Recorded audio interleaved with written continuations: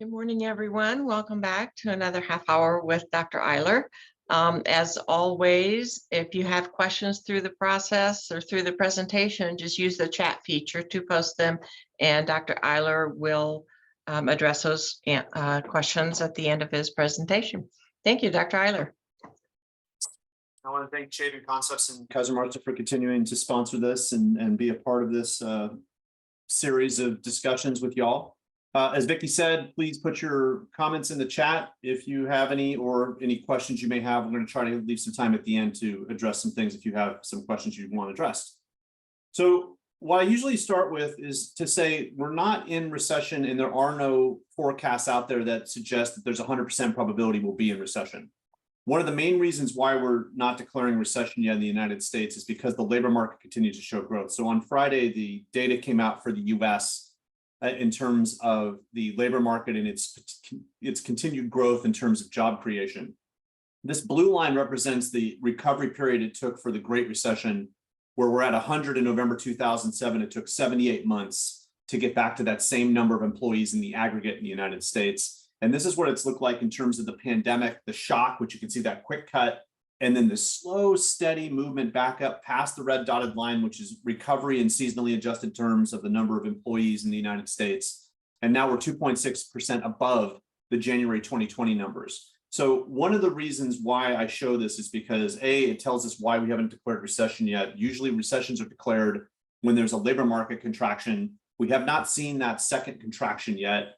But the Federal Reserve, when it's thinking about what it's going to do with interest rates, it's watching the labor market closely, because its supposition is that by the interest rate hikes we've seen, it should reduce the demand for labor, which then reduces incomes, which then reduces spending, which then reduces inflation, which is its ultimate goal. But it knows there's a trade-off in the labor market in terms of that's the opportunity cost of reducing inflation is job loss. And those job losses have not shown up yet in the aggregate. But then that brings us to prices.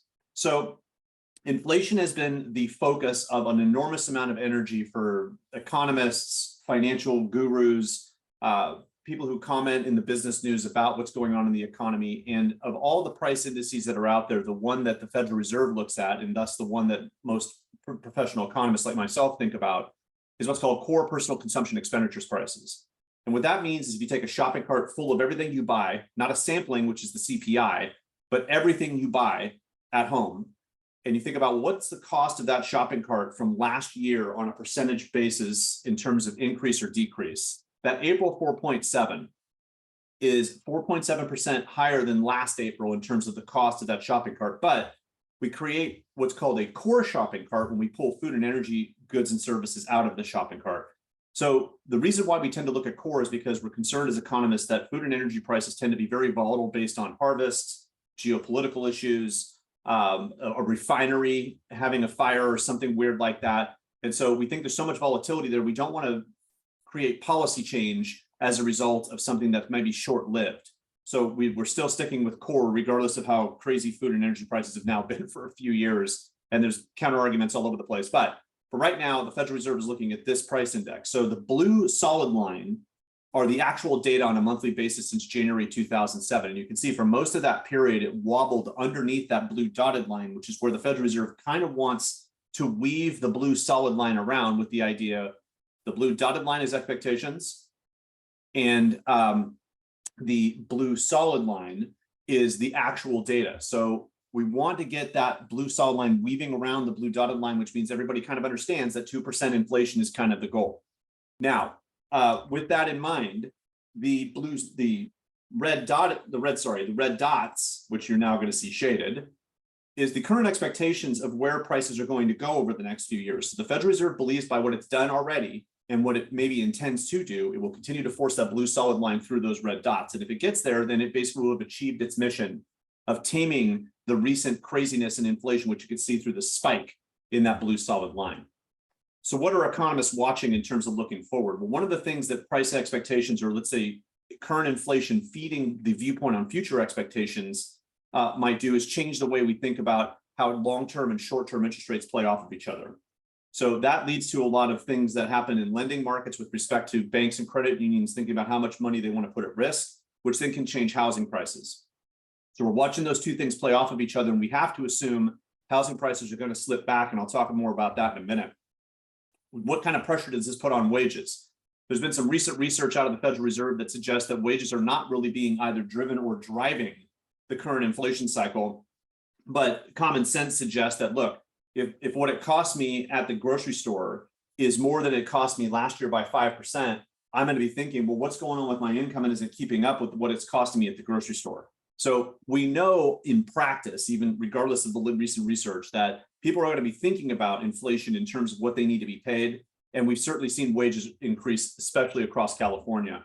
And then we're watching those employment levels. So like I said before, if the Federal Reserve is successful in forcing that blue solid line through those red dots, which is its current goal structure, because now instead of trying to generate what we think of as maximum employment as 1/2 of its congressional mandate, it's now going the other way and trying to create price stability. Those are the two things that the Federal Reserve in the United States, and that's not necessarily the same all around the world, but for our central bank, is to get those two in balance with each other. We need to get that blue solid line through those red dots. At least that's the current stance. What that means is we're going to lose some jobs. Now, how much we're going to lose and how much we need to lose are kind of the big questions of the hour, but watch for local employment levels. If you start to see some wobbliness in your local employment situation, meaning that unemployment's kicked up a little bit or job growth is falling a little bit, which I'll show you in California, in some of the metro areas around California in just a minute, those are some things to say, okay, now I'm seeing the policy work. We're assuming that we're going to have that move down to the inflation, have a little bit slower growth. And that's the Fed rhetoric right now. They don't intend to increase interest rates again until they see either that blue line kick up with more force or jobs lost with more force. And at the end of the day, they're actually talking about it lowering interest rates either later this year or early next, assuming all those things walk hand in hand. So one of the biggest questions of the hour, though, about inflation is, can we get back down to that blue dotted line? We will see. If we don't, that leads to a lot of other stuff in the macro economy. And two things I'll point out here is, one, it provides less stability to interest rates, thus less stability in equity and housing markets, but it also can change the way wage contracts are negotiated, and it leads to less predictability in labor markets. So, and those are tied to each other naturally through the movement of inflation. I'm going to talk about this briefly because we do have a debt deal, but one of the reasons why we had such craziness around the debt the last few weeks is because of these data. The Congressional Budget Office in February released its projections forward through the next 10 years. And this is in an inverse scale, the movement of how much money we spend as a government in the United States at the national level over what we bring in tax revenue, or the so-called fiscal deficit.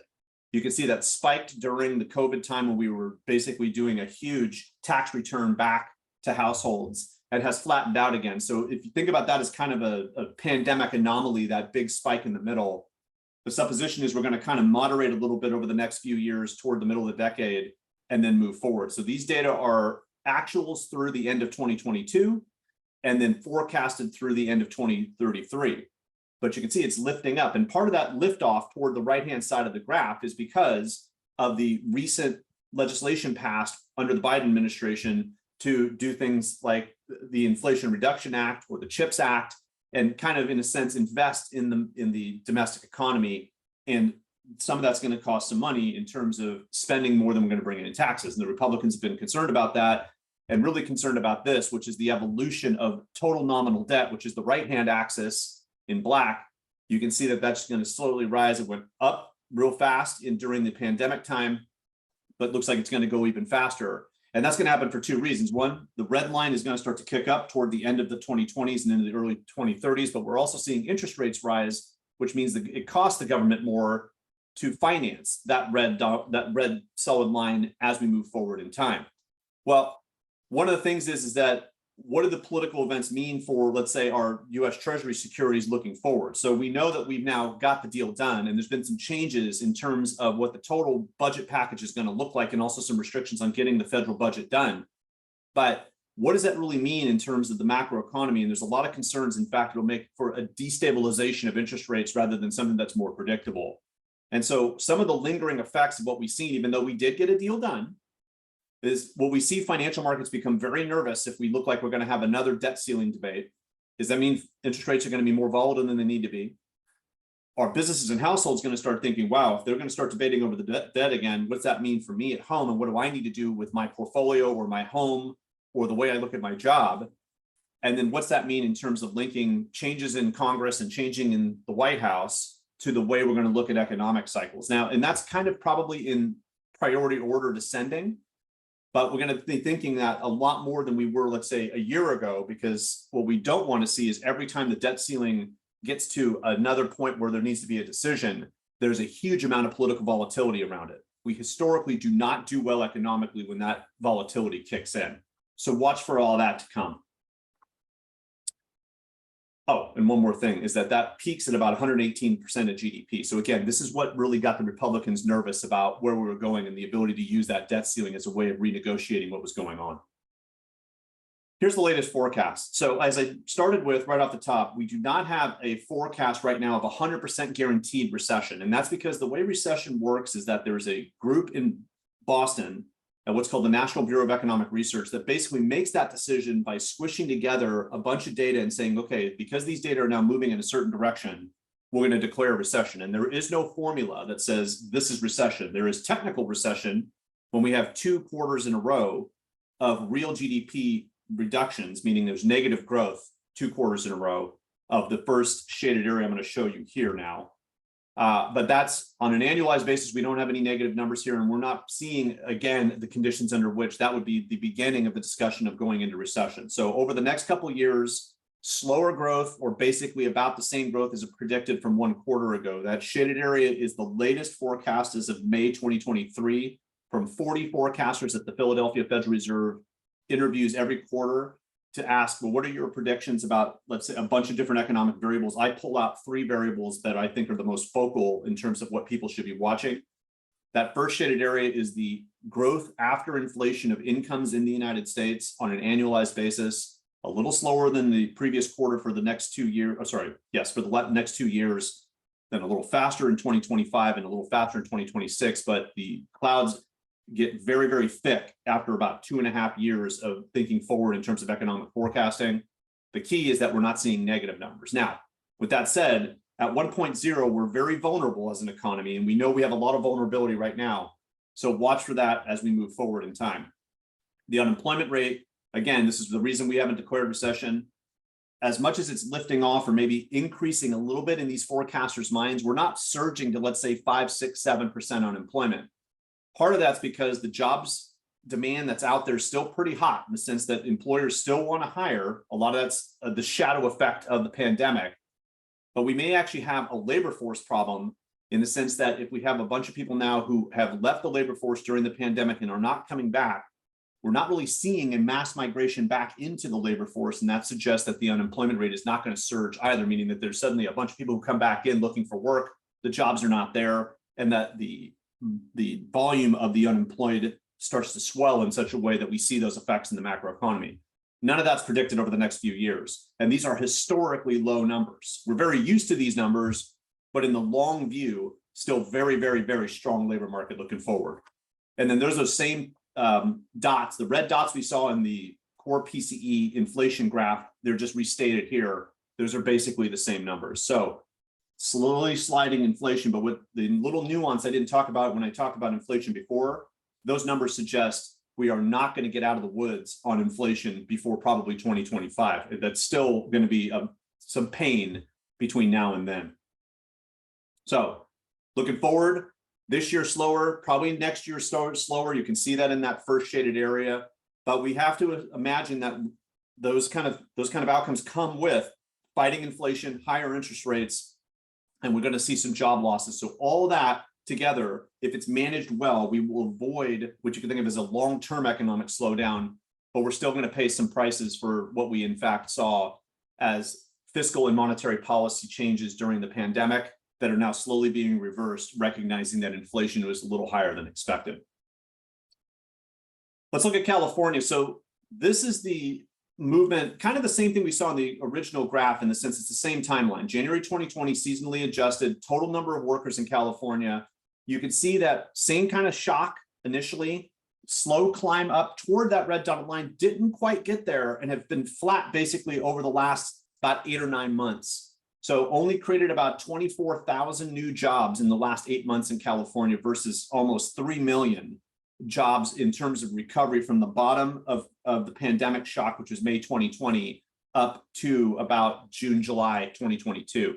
So that flattening is in essence a one way of viewing, well, if interest rates started to really go up in early 2022, was California on the front end of feeling those effects?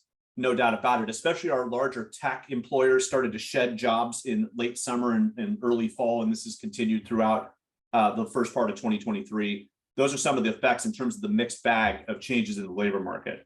But part of it's also because of labor force in the sense that it's been harder and harder for California businesses to find workers. And so you can see that that blue line, which is the total number of people available for work or currently working in California, sharp fall, then the sort of wobbly period where not much was happening and still under where we were in January 2020 after seasonal adjustment. So the total number of people who see themselves as being available for work or currently working in terms of payroll employment has not come back yet to its original level right before the pandemic seized up the economy. So we're watching that closely in the sense that we need that blue line to keep going up so it provides enough available workers to satiate employer demands. If we look at a forecast going forward, these are the last 3 recessions. I want to show you this in the long view. So for California, in May, when the governor's budget revised came out, the Department of Finance provided a revised look at employment over the next few years. And you can see that evolution from 2000 on a quarterly basis, you can easily see the recessions. You can see when those cycles started to tip down, we went into the gray shaded areas. Obviously, the pandemic had its own nuance to it, but we saw the shock there.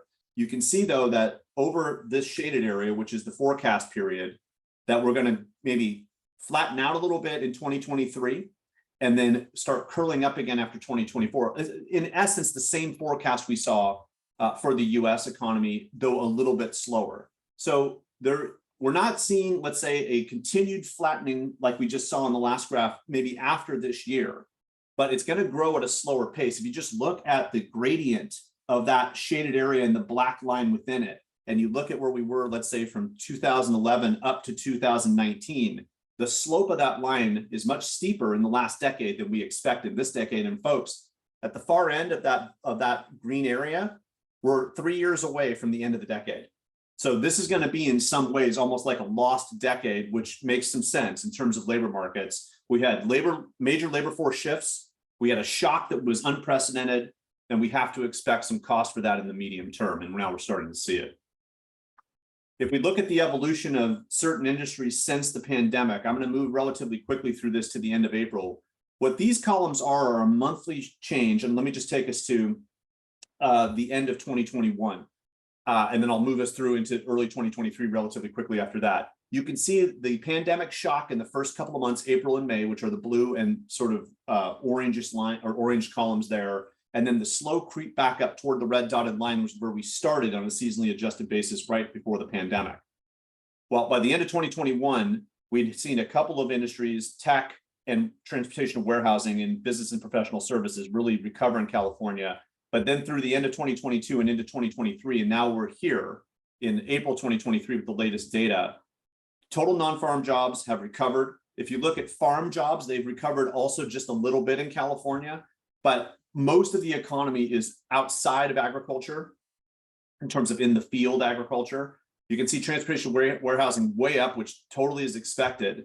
But then you're starting to see on those other sides, yes, they did recover. So tech, which is information, business professional services, think legal, accounting, architecture, engineering, et cetera.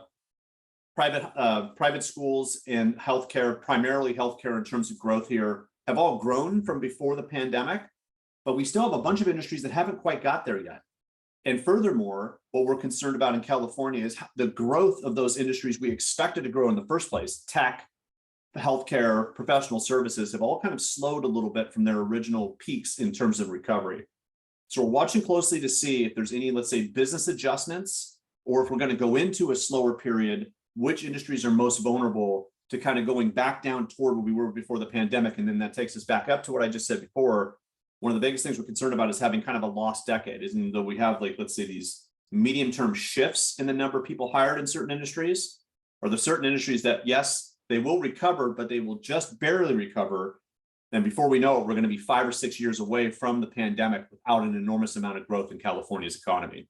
And that's unfortunately a picture that's starting to slowly show its face. A lot of that because we lost so many jobs in the pandemic. And now with higher interest rates and higher inflation, the amount of hiring and the way that people are looking at their jobs in terms of their wages, and let's come back to that wage debate, is starting to slow down a little bit in terms of what people are willing to do for work. If we look at the MSA level, this is growth last year. So in 2022, or since last year, I'm sorry, so this is since April 2022 in terms of seasonally adjusted changes. You can see almost every single major metro area that the California EDD and really the Bureau of Labor Statistics in Washington, D.C. follow in California, growth across the board. And in some places that really had not been growing originally, which I'm now going to show you, that there's some of these places that have not actually recovered yet. So let me walk us back one step. This is from April 2022, growth across the board. This is growth since January 2020. So if you look at the bottom, Sonoma, Solano, Alameda, and Contra Costa, which are basically in the same so-called metro area, Napa County, Santa Cruz County, Butte County, Marin County, have still not recovered the total number of non-farm jobs that they started with in January 2020 in terms of total workers in that area. These other areas, there's a bunch of slow growers too, like below 1% growth. If you look at all those places, even though there was growth last year, we still have room to go before we get back those total number of workers. And that means that some of those areas are not as productive as they were previously. And some of that is because the populations have changed.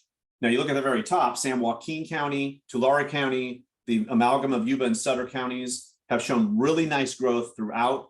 Most of those, let's say top 10 are Central Valley. And a lot of the Central Valley has been growing basically consistently since the end of 2020, and that's now showing its face. So those job markets have been very, very robust and remain so. Now let's look at housing briefly. This is the 3-year run in median home price growth as of April 2023. So you can see Kern County at about 38% growth. California on average actually 30% growth, which is pretty good. Not historically good, but good. You can see San Francisco is actually a little negative there, but otherwise, pretty decent growth over 3 years, though, let's say Mendocino County has slipped a little bit in terms of its neighbors. This is what it's looked like since the peak. And for most of these counties, the peak was either June, July, or August 2022. So if you've been a regular attendee to these webinars, one thing I talked about when interest rates went up in the last webinar was that we'd probably see about a 10 to 15% change in housing prices. And we're not quite there yet, except for places like Alameda County, San Francisco County, but we're cruising there in some other places. We should expect that to be about the case. And most forecasters are thinking about that as a contraction, but that's from the peak. And we have to be very cautious here to understand how housing markets work. But I know we're getting close on time, so I want to move through this relatively quickly. When you think about housing prices, if I grew by 38% and now I've contracted by 5 or 6% on a compounded basis, that's still pretty good growth in an asset market vis-a-vis what you could have earned some other place. So we have to be a little bit more medium to long view on housing prices, even though we get a stomachache every time we look at one of those gray columns. We kind of assumed we would have the orange column. So we're going to see how people's decision making is over the summer here in terms of putting their houses up and trying to take the profits while they're still on the table in the homeowner's mind. But we've had some really robust growth, and higher interest rates has not necessarily eroded that growth very quickly yet across the state. This is the current forecast. So the one thing we've seen over the last 3 months is the housing forecast kind of reverse itself. Almost every single county in California, let's say 2 months ago, had a negative forecast, and now it's kind of reversed to a small but positive forecast. So while if we look forward 1 year, so these data are looking from April 2023 to the end of April 2024, most counties slow but positive. So that's good. So the supposition is by these forecasters is that housing markets will kind of reverse the recent trend from peak that's been falling down and actually start creeping back up again sometime in 2024. That's good news. Now it's found that the foundation of that forecast is that we actually are going to see interest rates come back down a little bit and general confidence in the labor market that we're not going to see a major contraction such that people are going to still want to buy homes. However, one of the main reasons why we are not seeing real cuts in prices or real robust growth in prices is that the number of existing units and thus the number of transactions changing these prices is probably going to be pretty slow over the next couple of years. Some of that's price fatigue, some of it's relatively high interest rates, some of it's a lack of construction in terms of net change in the number of housing units available, but it's better than losing. And that's a good thing to see in terms of how those forecasters see in the future. So my last slide in terms of data is looking at the latest population forecast. So if we use 2019 or right before the pandemic as the base of looking forward, this is the evolution of Sacramento County in terms of the current forecast. So maybe about 25% growth through 2050. This is Fresno County to kind of think about, okay, what's the Central Valley going to see? If those labor markets are robust, are people moving there? Then the answer is yes. So these are two core MSAs in terms of where we've seen real strong labor market growth coming out of the pandemic, Sacramento and Fresno. LA and San Diego have different pictures. San Diego, a little bit better mix looking forward to 2050, basically just recovering recent losses or what might be coming because of changing fertility rates and the way that the San Diego area is aging, but Los Angeles losing population. The Bay Area kind of staying more or less flat, but that's because there's been a real mixed bag of what's been happening in the Bay Area, and California slipping over the next 25 years a little more quickly. So if you think about what these population forecasts suggest, it means things like lower high school attendance, of continued labor force issues. We're going to age as a society, but the I-5 corridor, basically think Chico south to, let's say, Bakersfield, is going to be probably where most of the population growth happens in California. And there's going to be more aging on the coastlines, and the Los Angeles metro area is going to be the biggest question mark of them all, especially given recent population change. So we start looking forward. We have an economic slowdown that is going to continue, and it's going to be slow, low, probably not going to have a recession, but the debt politics, what's happening in banking and just general geopolitics around the globe are not going to help. One of the biggest things about economic development, which hopefully will lead to more workforce development, is what's going to happen in renewable energy markets or just in energy markets, wind, solar, hydrogen. There's a lot of places around small suburban and rural California that might be able to take advantage of that. So we're going to see how that evolves over the next few years. And the things I'm watching are watching for housing prices and see how much, let's say, volatility creeps into those markets over the next year or so. Our rural and small suburban downtowns, the more we have economics, the slow movement of the economy continue and relatively high interest rates, how much pressure does that put on our local merchants and our locally owned businesses? Watch for that.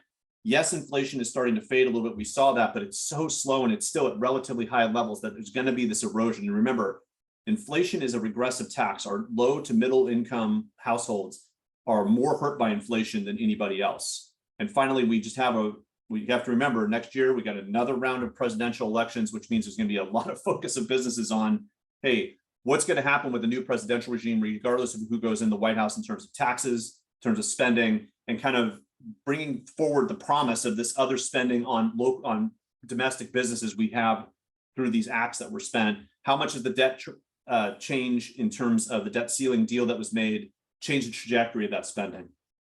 So medium news, if you want to put it that way. I mean, good, a little bit of bad.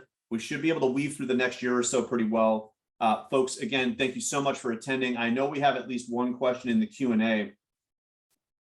Could you explain the data set on the population forecast versus the Department of Finance forecast? They're basically the same. So if the Department of Finance is about 2 years behind right now in terms of its forecast, but it's basically was a similar outlook in that the California population is going to fade over time, maybe not the same speed that Caltrans is seeing when it thinks about transportation, but they're both kind of walking hand in hand and seeing the coastal population fade faster than, let's say, the I-5 corridor population. Aaron, thanks so much for that question. So folks, I do not see any other questions in the chat or in the Q&A. I got a new one here. The statutory COLA this year is 8.22%, and the governor proposes funding this. Yeah, so the idea is that they want to pick up that pace and sort of bring people up to speed with the idea that you're going to have sort of 2 years compounded on that. So Joe, I'm sorry, I'm going to actually go ahead and unmute you if that's okay, because I think that there's more nuance to your question than you're asking in text. Go ahead, Joe. Thank you. Basically, the idea, I couldn't get typed fast enough. That's okay. With the governor proposing such a large COLA compared to core inflation, Yeah. and compounding effect over time, how does that, with the state budget uncertainty, I don't know, just comment on that, I guess. No, absolutely. So the supposition is we're going to have a little faster pace of price growth in California. I think the governor is trying to be pro-worker with that proposal and seeing forward that if that gets more juice now, it will cover especially our lower to middle income households in the next year or so. I think part of it's politics, part of it is economic reality that the prices in California are faster than the national numbers we saw earlier. So I think that both of those things are at work. But it's intriguing to think about paying something forward before and that puts a lot more pressure on our public and private employers one way or the other. So it's intriguing that proposal did come forward. We'll see how much it plays out in the end. Thanks, Joe. Folks, we're out of time. Thank you so much. And again, I want to thank Chabon Concepts for continuing to sponsor this. Have a great summer, and we will be back soon. Take care.